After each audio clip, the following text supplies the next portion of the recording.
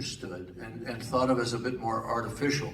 I want to take a minute or two and try to convince you of the opposite, that it's actually probably the purest form of acting for cinema. That's what Kate Winslet said. Okay, and now why? It's a question of what your threshold for artificiality is. And we've had 120 years of photographic movie making. Of course, we all love that. I started with that and have done a lot of it.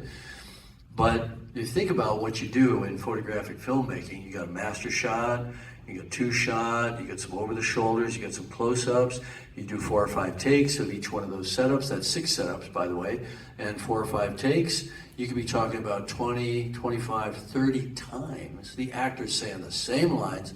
Now, sometimes you can, if you're trying to hit an emotional peak, you'll do less, but you have this little thing called coverage. The beauty of performance capture is we can extract all the coverage after the fact when the actors have gone home.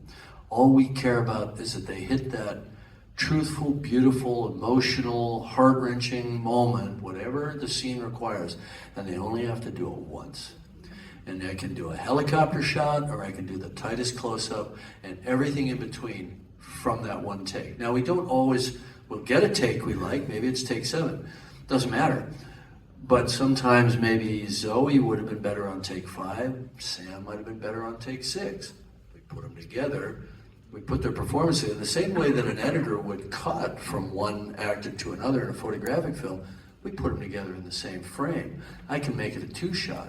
I can just hang on it while it plays out in front of us, or I can do a Steadicam shot moving around, favoring one and then to the other on a given line or whatever.